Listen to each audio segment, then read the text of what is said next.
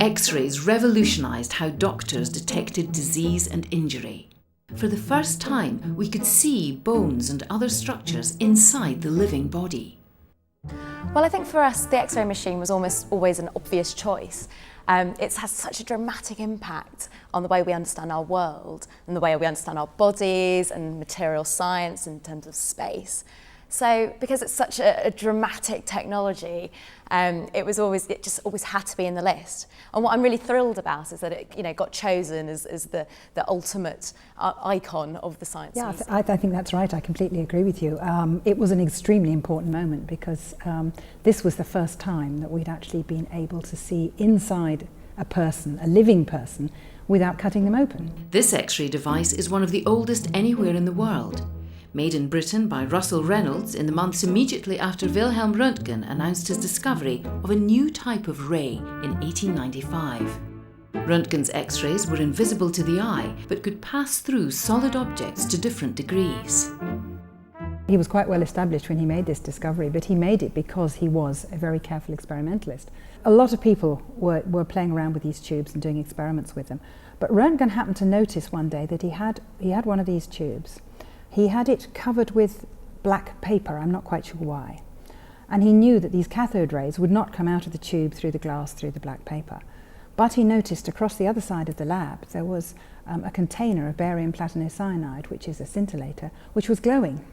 And he wondered what was going on. There must be some kind of ray going from his tube to the scintillator. And so he started to investigate. And he did the sort of things that a physicist might do these mystery rays, let's call them X-rays because we don't know what they are. Do these mystery rays go in straight lines? Do they go through things? And yes, they did. They went through a book. But when he tried to put them through a box of weights, he found that they went through the wood quite well, but they didn't go through the metal weights. And then, of course, the temptation to put your hand in the beam and see what happens, and you produce an image of the bones inside the hand because the X-rays go through the soft tissue much better than they go through the bones. Then he discovered that they could expose photographic plates, so he took this iconic photograph of his wife's hand. Her wife was very brave, I think, which shows her bones, and of course it also shows her wedding ring, which is a heavy metal, so that would absorb the X-rays very well, so that would show up on the picture. But I think Röntgen's also really interesting because within, about a year later after his discovery, he stops actually sort of researching X-rays and starts moving on into crystallography. So it's interesting that he himself kind of drops his amazing discovery, but it gets taken on by all these other sort of passionate amateur physicists or medical doctors who sort of take on the technology. Yes, it was taken up very quickly by the medical profession. But Röntgen himself always refused to patent his discovery. And the really sad thing, I think, about Röntgen is that before he died, which was quite some time later, he insisted that all of his laboratory notebooks were burnt, and it was done. So we don't have what I'm sure were meticulous records of all the experiments he did when he was doing this work, which is an enormous shame. So the discovery of X-rays had a dramatic impact on medicine, particularly in terms of medical diagnosis. So it's changing the way surgery happens.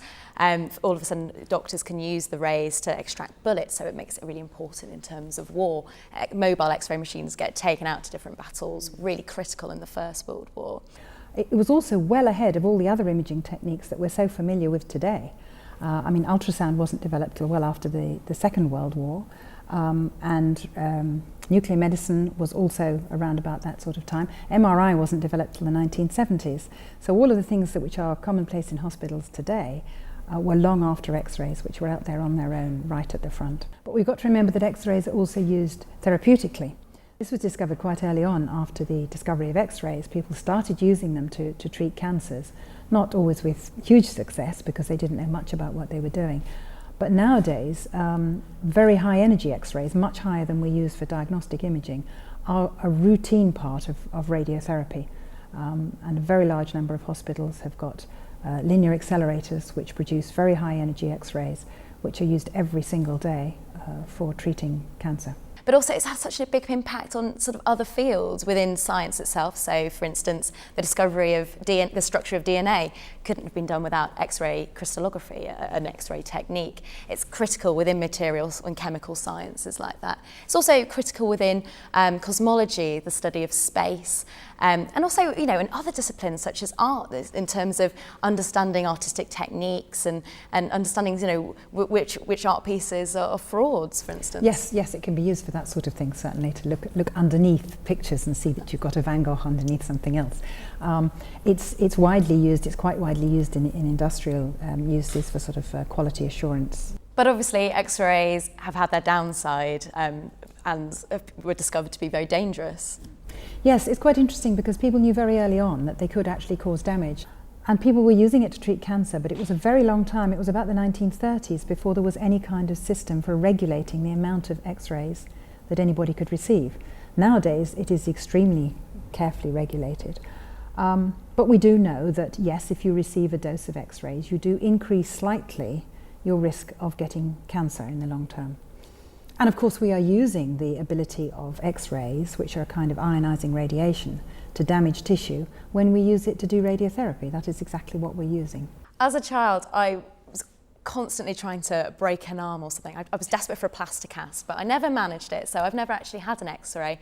Liz, have you ever sort of had an experience with X-rays? Well, I'm a lot older than you, so I have, yes, had X-rays when I've, like you as a child, attempted to break something and thankfully in most cases failed, but still been X-rayed. I also, the only occasion I have actually broken something is in a bicycle accident when I broke my collarbone. And on that occasion, the X-ray did reveal that it was all smashed up into lots of bits, and I then had to have a titanium plate put into my collarbone. X-rays have always captured the public imagination. Back then, there were fears about privacy. People invented X-ray-proof pants. Superheroes have always had X-ray vision. We've actually come right back to that now because there's quite recently been produced a new type of airport scanner and actually can reveal what's under your clothes. And people are beginning to worry about this, so I think that one's quite funny.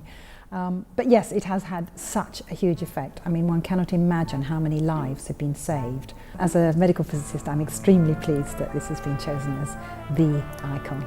Yes, X-rays rock.